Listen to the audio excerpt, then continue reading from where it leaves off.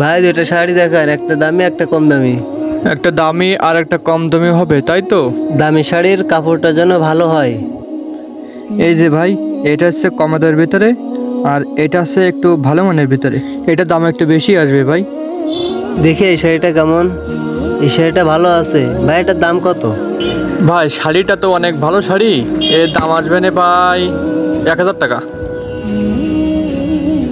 এটার দাম কত? কমের ভিতরে এটার দাম আসবে না ভাই 500 টাকা। হ্যাঁ ভাই ঠিক আছে, আমার বাজেটটা ধরে রাখছিলাম 500 টাকা। আমার বাজেটের মধ্যে দুটো শাড়ি হয়ে যাচ্ছে, প্যাক করে দেন।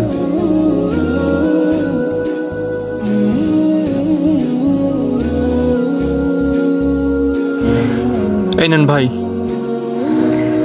এই নেন ভাই টাকা। ভাই একটা কথা জিজ্ঞাসা করি, একটা কম দামি শাড়ি একটা দামি শাড়ি নিলেন কেন? এই যে শাড়ি দুইটা নিলাম, দামি শাড়িটা দিব আমার শাশুড়ির আর কম দামি শাড়িটা দিব আমার আম্মুর। কম দামি শাড়িটা মারে দিলে মা কিছু মনে করবে না, আরো খুশি হবে। এই কম দামি শাড়ি শাশুড়িরে দিলে কি না কি মনে করে বলা যায় না। ভাই রে, আপনার বুদ্ধি আছে অনেক। অনুপুরুষ কি চাই জানেন? কি চাই ভাই? নিজের সর্বোচ্চটা দিয়ে মাকে ভালো একটা কিছু কিনে দিতে চাই। আর আপনি কি চান? শাশুড়ির দামি কিছু কিনে দিতে? যে মা আপনার জন্ম দিছে তার প্রতি এত অবহেলা!